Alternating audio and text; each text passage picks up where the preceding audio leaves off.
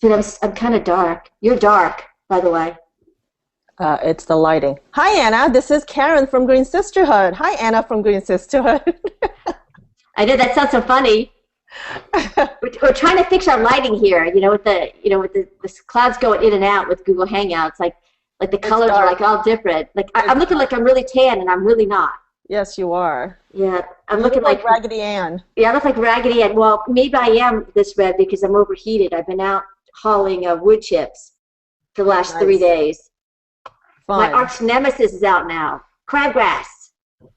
Nice. Wait, I can't get. There's the light bulb. Oh. Oh, forget it. Okay, you guys are gonna have to see me red. I'm sorry. That's fine. Yeah, I think maybe it's tan. I look tan. So what you been doing besides gardening? July 4th, we had a party, and You didn't invite me.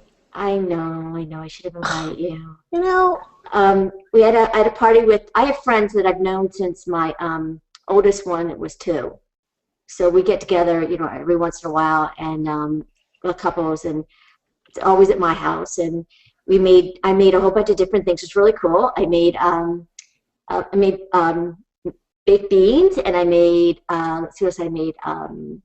Chicken breast, and I made something that was really cool. It was something that they really enjoyed. I have a friend who's gluten-free, so I made her something from one of the cookbooks. It's so funny how you say somebody who is gluten-free, as if that's their their adjective. Yeah, they are gluten-free. Like someone's short. Oh yeah, and he's gluten-free. And he's gluten-free. It's like a new thing. Like, hi, I'm so-and-so, and I'm gluten-free. I know. It's like, well, she's gluten-free, so I always have to make things for her because she doesn't always buy desserts for herself to bring, and I feel bad. Everybody else is eating brownies and cookies, and she has nothing to eat, so I always make her something. So sometimes I make her buckwheat cookies, and this time I made her something that was really, really very good. It was like, it was sunflower seeds, almonds, dairy-free chocolate, cashew butter. I mean, doesn't that sound really good? And you really had to do nothing to it, but just melt the cashew butter. It was really, really simple. But I ran out of sunflower seeds, so I have my own sunflower seeds, so I'm sitting there like an idiot, smashing the sunflowers, taking the sunflower seeds out of the sunflower. I don't know how people do this, what kind of machine they have, but I'm sitting there for an hour, like smashing the sunflower to get the little itty bitty seed out. Yeah, talk about homemade. You don't get more homemade than that. But I didn't have enough, so I ended up using pepitas. And I said, oh, this could taste terrible. This is going to be like awful. Wait, what do you mean pita? Pepitas. Those little green thingies that look like green sunflower seeds, but they're green. Isn't that pepitas? I have no idea what they are. Like they're these teeny weeny seeds, and they're a little spicy. And they were in the refrigerator, and I said, well, what's the worst thing they could do? Spicy. Wait, this is baked goods? Yeah. So I figured it's going to be spicy, and, I'll just if it's really good, I'll chalk it up to I'm like a great cook, and if it's really bad, I'd be like, I ran out. I don't lose either way, So how did it turn out? They actually were really good, and they weren't that spicy, and I guess because there's cashew butter and there's a little bit of agave in it. To kind of make it, and there's chocolate. Okay. Wait, is this cookies? It's kind of like a brownie, and you refrigerate it once you melt the chocolate, and of course. So it's like a moist brownie, or is it like it's chewy? It's chewy because of all the nuts.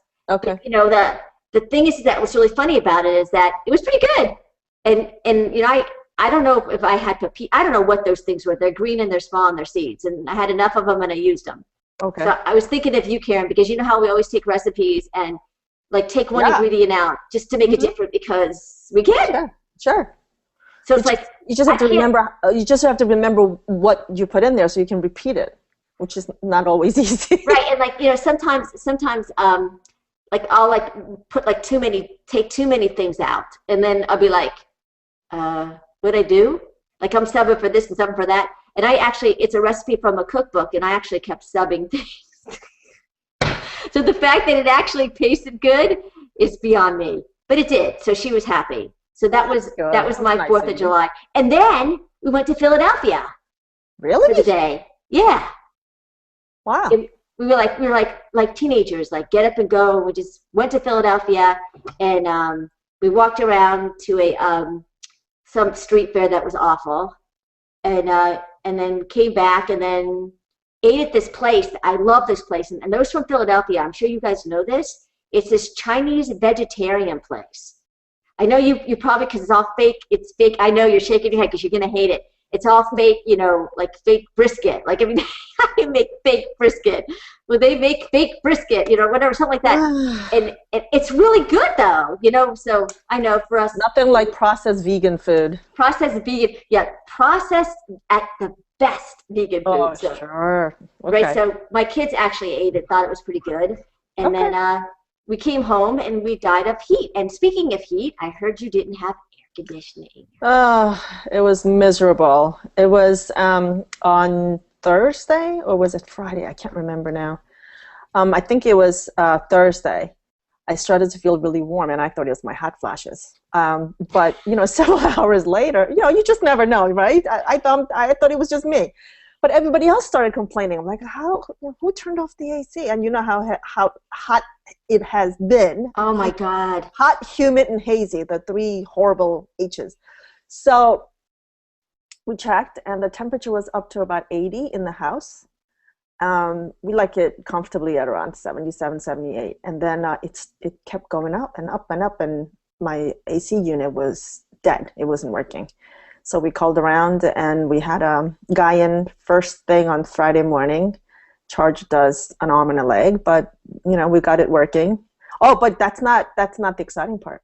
Saturday, I went to my farmer's market. I love my farmer's market. In the heat at like 8:40 or something like that, and we signed up with Green Mountain Energy for solar and wind power for electricity. So we are totally wind power now, which is kind of cool. Explain that, what that means, because people, you're doing RECs, which so it's different than they're buying electricity from solar and from wind. Right. What they're doing is they're buying the electricity that's generated by wind, wind machines around New York State, and they're selling the electricity to Con Ed, because I'm with Con Ed, and I am buying their wind-generated electricity from Con Ed, and it's comparable. I couldn't do it before because we were locked in at a rate that we couldn't get out with another carrier, but I was able to sign up, I guess, as of this month, I guess. So what's the rate that you're paying? I think we're paying, I want to say 9 cents, 9.9, I think it is. That's great, because in New Jersey it's much higher to do that type of solar and wind. Which is kind of weird, because I didn't think that we were able. Hang on a second, of course. Anyway, so we were able to do that, which was an experience, but we were really happy. And you know what's really cool is I don't have it yet, but they have a thermostat that monitors your habits. So it sets the thermostat according to your habits. So in other words, let's say you have certain temperatures, program certain temperatures at a certain time of the day. It monitors it, and then it sort of automatically sets the thermostat. And you can override it. You can manually set it too, but it does it automatically, which is kind of cool. You don't have to set it. Have you ever heard of such a thing? Yeah, I have. Yeah, that's really cool, because like you don't have to worry about a programmable thermostat. Right. Like where people go to work and they come home at 6 and they want it.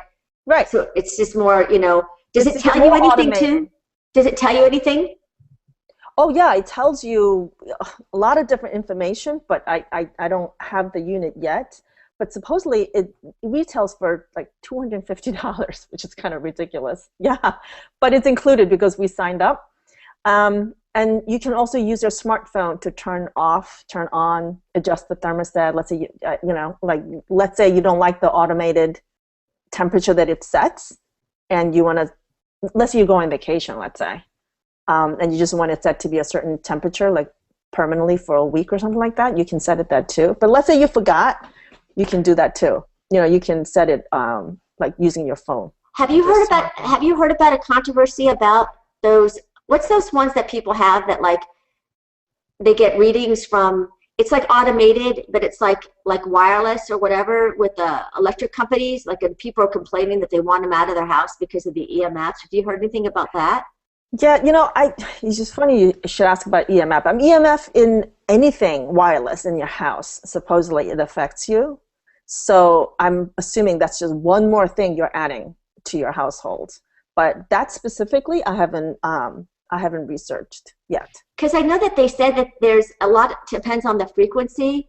Like certain wireless ones have a different frequency than others, like a radio frequency. Right. Like for instance, we have a lighting control system at our house, and it has a radio frequency, even though it's wireless. So it's a lower frequency than other things. I mean, and that gets all electrical engineering thing. Like I don't really understand it, but we checked into that before we put it in because I didn't want the EMS either.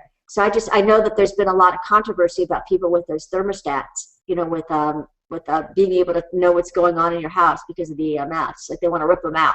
So I just wondering, Well, I guess before I install it, I have to really, check into it because I didn't think about just adding one more thing. I mean, I have a lot of Bluetooth and Wi-Fi and stuff like that in the house.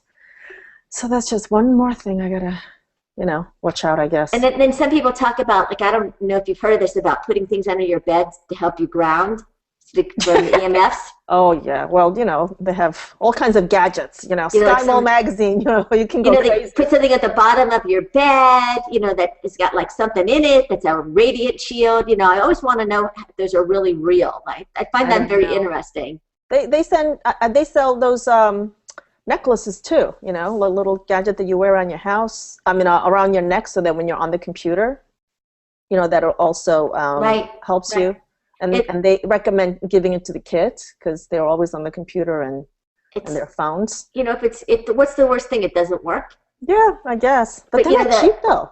Really? How much? I think they're like, the really good ones, supposedly, they talk about are like in the hundreds. Oh, really? That's expensive. I know. So imagine if you have a family of 4. Some of them are, I'm sure, cheaper, but like, do they really work? I don't know. It's like another one of those things that you see on TV kind of thing. Oh, wow. As seen on TV. It's really funny. I have a reader that was telling me, I guess I tracked some readers. They were telling me that they have to turn off their router before they go to bed for their computer because it keeps them up at night. The things that emit from the router. Hey, I saw something on Facebook about this growing this plant near a router. Did you ever see that? Yes, I did. That actually, I think I posted it on my Facebook, and then I got all these responses, and I was like, "Holy crap!" Okay, yeah. That I guess the router, they turn it off at night because they don't sleep as well, and I was like, "Wow." Well, where is the router? Probably not that far from, they may live in a smaller house and maybe it's not that far from, their bedroom. Okay. I don't know. I don't know what the distance is. I don't think they're sleeping by the router, but I was just saying that, wow, can you imagine how sensitive they must be? Yes, I think some people are definitely more sensitive than others. I know that for a fact. Well, you, for one, you screw up all kinds of electronic stuff, so I guess, I think you're like... I'm grounded right now. I'm grounded. Okay, so you definitely attract some sort of EMF readings that kind of screw up the whole. Well, actually, yesterday my son gave me his phone and it stopped working, and he said, "Mom, just don't touch my stuff, okay?" Because I know somebody else who's like that too, because when iPhones first came out, for the life of her, she could not make it work. And her son needed to take it out of that room, go outside, and he made it work. As soon as he comes inside and she touches it, it stopped working. Whatever the function that whatever function he installed, it disappeared. It's the weirdest thing, and she admits that it always happens. But talking about your air conditioning, a lot of people don't realize that a lot of states have a lot of rebates. I know. Available. Thank you so much for sending me that link. I knew that they do that for refrigerators, washers and dryers, dishwashers, and things like that. But I would assume that air conditioning and heating units definitely is a huge energy saver. So they should. But it's not as simple as just filling out a form and sending it in. No. I mean, they make it so hard. I mean, to jump Yeah. Yeah, they require a lot of things, but if it's an Exactly. Energy Star appliance, it makes it a lot easier. Energy Star, rated. But Mm-hmm. like, I know that from building a house, like everything, because we have an Energy Star house, Mm-hmm. and everything had to go through, and I know about all of the different things. So something like a heating and air conditioning system, they want you to upgrade, especially Right. every 10 years. They want you to upgrade because stuff just gets so Yeah. much better, and so But much can I more tell you efficient. how expensive the newer units are though? Yeah. So by the time you calculate how much you're actually saving and the rebate and everything, sometimes you have to really calculate to see like, is it worth it? Because the licensed contractor who's able to install those type of, they quote you such an incredibly higher. I mean, maybe it's because it's summer too. It's like maybe they know that you're trying to get the rebate and whatnot. They're so much higher than like just regular person. I mean, they all have to be licensed. What did you have to replace? The actual unit, the whole So the unit. outside unit, Yeah. but not the furnace. No, no. We have a separate system. We have a HVAC, but the heating unit is separate from. Like I don't have a heat pump or anything like that. I know. I think if it's a heat pump, it's all together, right? I don't know much about HVAC. Well, yeah, Yeah. I don't have a heat pump. So you had to replace the outside unit. So Right. what kind of, did they tell you what SEER you got? I don't know. I have the paperwork somewhere. There are a whole bunch of They numbers. do pay back. No, they will pay back, and they'll pay back a lot quicker, like than you think. Mm-hmm. You probably Yeah. have a 5 to 7 year payback. Okay. It Yeah, I gotta depends. look into It depends on the rebate. It depends on, like, I know, like, the the units, people, yeah, the it depends on, size. Right. right, yeah, did you get a bigger unit? Is it more efficient? It just, there's a Mm-hmm. lot of things, like, I know when, because a lot of people don't know that I do the sustainability part for buildings. And, like, when we did, when I was looking in the building with heat pump system that was, like, 6 years old, the payback for a new system was 6 months. That's how fast. So what do you mean by payback is 6 months? They pay you back within 6 months, The or cost of what you're saving and what you're using. oh, okay. That's what a payback is. So it So was within 6 months you get your money back, and then after that is gravy. gravy, and I was Yeah. just blown away. But that was a heat pump system. It's different. But I Oh, think air conditioning too, it's gotten so much more efficient. And now I think they're requiring in the next couple of years or next year, they're actually requiring them to change the way it's like a denting unit or something. Like it has to mm-hmm. drain somewhere. Someone wrote about it for me on my website because, again, I don't know a lot about. I know enough to be dangerous about HVAC, but not enough to really know what I'm talking about. Mm-hmm. And I was like, they're changing a lot of the rules because they're trying to make things so much more efficient because they air conditioning uses a lot of electricity. Actually, for me, heating costs more money for me than AC. Are you using gas? For AC or heating? Heating. I use gas and electric, actually. But gas doesn't cost me that much money. It's the electricity that costs a lot of money for a Con Ed. So do you have a furnace with gas? Is that Yep. what heats your house?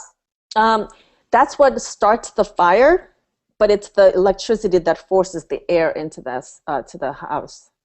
So it's the air pumping out that uses the electricity, and that uses a lot for some reason. That's weird. Yeah. That's weird. But so I think, a lot of people, if you have an old heating or air conditioning system, start looking at, what kind of rebate you Before can they get break back down. before they break down. When it's like 95 degrees outside. Right, and a lot of people also, like, I always had a contractor come every single air conditioning season to check Maintain. everything. Right. Maintain it. And people don't realize it's Same thing better with to- heating unit. Hmm? Same thing with the heating unit. And you know what's another thing too is the air filters.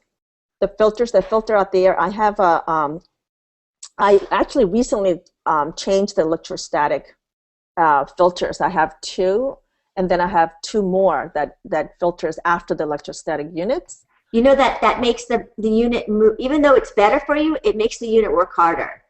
Right. So what I did was I got rid of it, actually. So I just put in the regular filter. So I have like 4 filters up there now, like 4 stages of filters. And I have to switch and change like every a few months because it gets clogged like you wouldn't believe. These forced air systems just collect so much dust.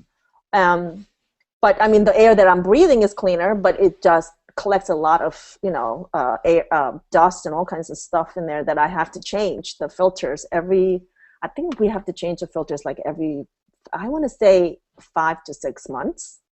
I could be wrong. Because I have an electrostatic one, the one that you just hose off. Right. Because I have a Geo system. But, the thing is that people don't take care of their systems, and they don't understand that the more you take care of them, like I have every 6 months, someone comes out and looks at the heating, then they look at the air conditioning the next 6 months, and it's well worth its money, because when it breaks down, you're in trouble. Not only that, when the air comes out into your house, right? The machine is working just as hard, but if it's clogged, if it's not, just like your car, and the air is not being blown into the house, you're not going to get the same effect, whether it's cold or hot air. And it's just a machine, you know, and eventually it's going to wear. It's the blockage of the airflow out into your, to the air. You had a heart attack. Yeah, it's kind of like having atherosclerosis in your duct system in your whole house. No, that's so true. And same thing with cars, Another really important tip that I want to tell people, and this is something that I see a lot in people's homes, is if you can go around your ducts and you can go like this to the top and you feel air, that means you have a leak in your duct, which means they weren't sealed properly. And most people's ducts aren't sealed. Well, the ducts are inside the ceilings and the walls, though. I mean, what do you mean when you go? Sometimes you can see them in the basement, in your basement. You could see them. Oh, I don't have ducts that are exposed. I don't have duct system in my. Do I have? No, I don't have ducts in my. I don't have ducts. I don't have duct system in my basement, actually. Nothing that. Where's the ducts for your first floor? It is on the floor, but it's closed. I have a ceiling is unclosed down in my basement. It's a finished basement. Well, if anybody has exposed ceilings down in their basement, just go around and put your hand up to the duct.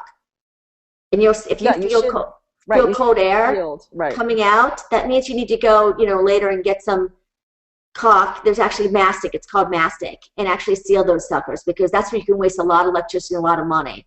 Also, insulating the ducts. When you insulate your duct system, I think it delivers the air, whether it's cold or heat, much better, because it's not evaporated, through the. Yeah. But mastic always first, and then insulate second. Mm-hmm. Okay. And a lot of the insulation they have now is like a plastic. There's a lot of formaldehyde-free insulation now that didn't used to be. Mm-hmm. Or low formaldehyde-free. JM makes it, and you just wrap it. I'm allergic. They can get them from Home Depot or Lowe's. Yeah. Yeah, I mean, I'm allergic to it, so I'm allergic to fiberglass. Mm-hmm. So that's what that is. Well, fiberglass is bad for you anyway, whether you have allergies or not, right? Right, but they, if you can get someone to wrap them for you, there's really no alternative at this point that's like very green. Right. Unfortunately, and or if it is, it's just cost prohibitive. Right. But that makes a good point. Is it comes September when it's a little cooler, go up into your attic and start, blowing and feeling and masticking, and then wrap them up, because with at least an R8 type wrap. Yeah, attic would be about 120 degrees right now. Yeah, I mean, now I could dry my herbs because it's so damn hot up there in my attic. Right. But that's what happens, is that people's air conditioners go, and it's like, how did you survive that? It's interesting because when it first happened, because you kind of assume that it's hot, it's summer, blah blah blah, but once you find out that your AC broke, all of a sudden you get hotter. You feel hotter, knowing that your AC is not going to cool you down. It's like a psychological thing.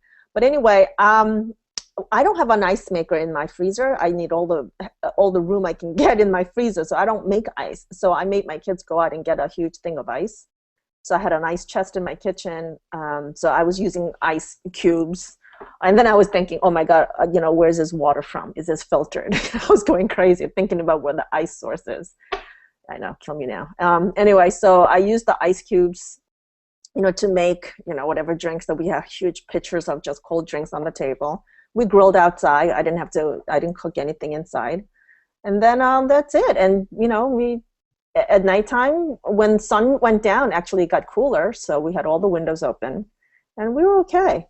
But I think if I didn't have AC the next day, I think it would have been really uncomfortable.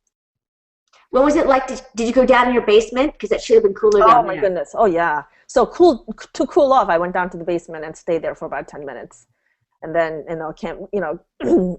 kept going back and forth. But I'm afraid of dampness in my basement, so I don't want to stay because I had a flood like a while ago, and I never really finished the basement. It's still concrete floor, so it's not like we can like lounge around and stay down there. So we just went down to cool down and then came right back up. Because basements always stay like at 55 to 60 degrees. Yeah, the only thing is the dampness. I can't stand the dampness. It's gonna cold and clammy in the summertime. But that's really hard, and you think about, our parents or our grandparents, they didn't have I know. things, so how did they survive? Well, if you look at the way the houses are built, they are built to really, for you to stay cool. I mean, if you look at a lot of the like Tudor homes, Tudor style homes are made with like clay or brick or concrete or those slate. You know what I mean? So they're much cooler than this piece of garbage that I'm living in, because it's just very thin walls, and it's really not that well insulated like old fashioned homes. Well, it's kind of funny. I was reading an article about an architect was talking about how they used to do things back, in the 1800s, how they built things, or the early 1900s, and it's very different how we build now with building science. And it was really interesting because if you ever look at old buildings, they have these really tall windows. Yes. And they have a white ceiling, and they used to use that to reflect off the light. So because they didn't have lights. Right. So they figured out, and they had a lot more overhangs than we ever had. Mm-hmm. There was a lot of things that they did, and I always wonder, why don't they go back and look at how things were built years ago and how that worked? Okay, some of it may not have worked because they had lath and whatever to do for insulation, but it still was, a different way, and a different way of thinking of how using the building to work with you. Like they would have deciduous trees going up the building in the summer, to cool it off, like ivy and stuff like that. Like they did a lot of things that we don't do now. We just put up a 2x4 or 2x6 drywall and stick pink insulation in there. In 3 months. The house is up in 3 months. And that's it, and it's very interesting because that's why I think that we use so much electricity, is the way our houses are built. There's like no passive thinking at all in the way we use energy, and it's kind of sad. And I think that's why when talking to they would say, oh, it wasn't as hot. Then other people go, oh, it wasn't as warm. That's not true. Mm-hmm. There's some records back then, and they had front porches. We don't have front porches. Right. It's true. The architecture, of the times, tells you a story of how they utilized not just the natural lighting or natural heating source or natural cooling elements to work with the house itself, because it was kind of like outdoor, indoor, type of situation where you are really maximizing what you're given, because you don't have ACs and heating units and things like that, or lighting fixtures like we do, or LED lamps, and they also worked with getting the heat out of the house a lot better than we did. Like they'd have a central thing where the heat would go up and out. Mm-hmm. Cupolas. Mm-hmm. That's what cupolas are for. Right. We don't do that. We put a cupola up because it looks cool. I know. Yeah, it's the trend. So it's because I find building extremely interesting, and I just always see this and I go, wow, we're so behind. Yeah, I know. What the heck? It's interesting that some of the health ailments that people get because of the structures or the type of materials that we use for building houses nowadays. Yes. There are people who actually go back to the way things were built back in, I don't know, like in the 40s or the 50s, where they use things like natural clay for walls, mm-hmm. and like paper, for wallpaper, and not just these coated wallpapers, like really natural materials to get rid of all the toxins and chemicals from indoor pollution. And people do much better. Right, there's a society that actually is, they believe in breathable walls. there's such a division within building science, at least I've seen from, my travels. There's the ones that talk about, insulate, insulate, insulate. You've got to be like this R50 insulation wall because, that's the way it is. And there's others that believe in breathable walls because when you close up a house so tight, yeah, you don't have enough indoor air quality to make up for it, and people get sick. So so maybe, that's a very interesting thing that I always find is how do they make it breathable and what kind of things do they use? I'm watching ants crawl across my desk right now because I was going to show everybody my red onions. I don't know if you guys can see that. Wait. Nope. Hold on. Wait, here they come. Up. There. Oh. My red onions. They flopped. So I had to pull them. When they flop, you have to pull them.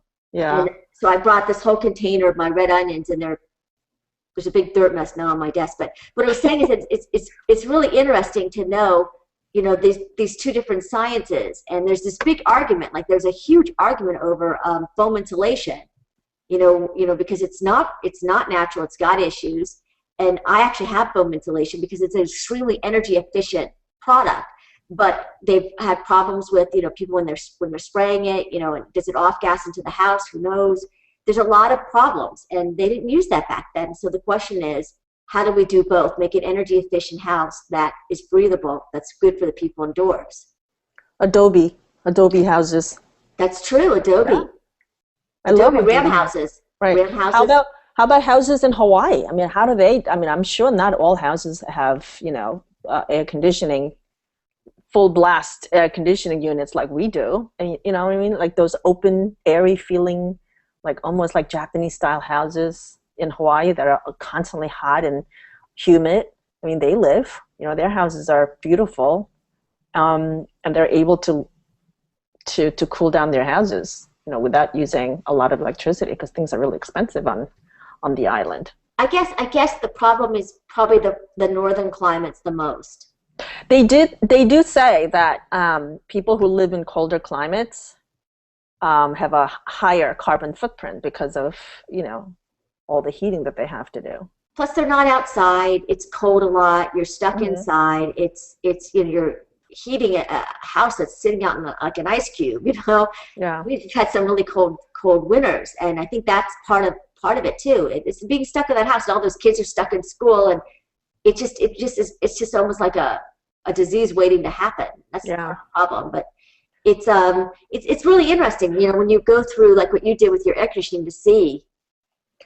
Yeah, greening your summer is not as it's not as fun as it sounds, but I think the whole idea is to really maintenance, just like maintaining your car. You gotta just maintain your. But my machine was, in all honesty, was old. I mean, we fixed when it was broken for the.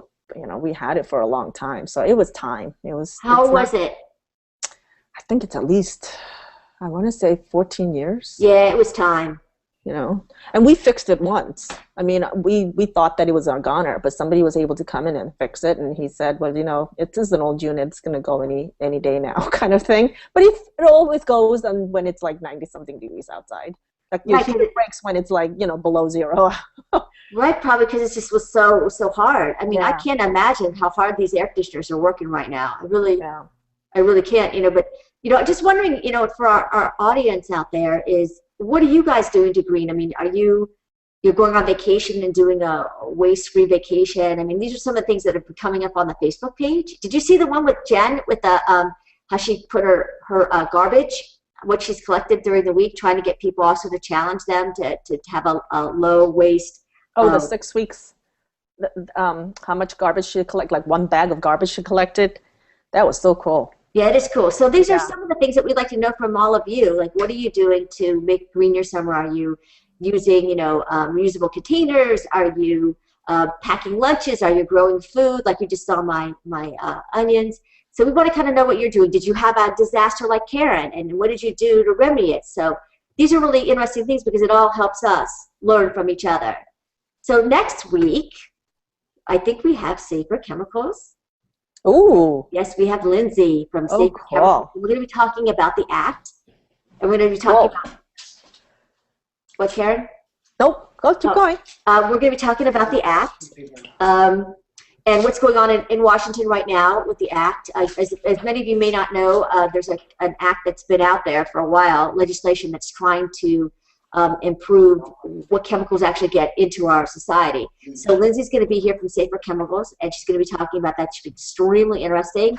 And the next week we have a whole bunch of other guests too. So we have a schedule on the side of Green Sisterhood of the people who are scheduled to speak. And if there's somebody in particular that you'd like us to schedule or a topic that you'd like us to talk about, just drop us a line. Let us know, because we love to do this. It's so much fun. And so as always, we thank you for watching the video, and we hope to see you next Tuesday. It's always 2 o'clock at Eastern Standard Time, Google+. It will be on YouTube and also on Green Sisterhood. And have a great week. See you next week. Bye, everybody.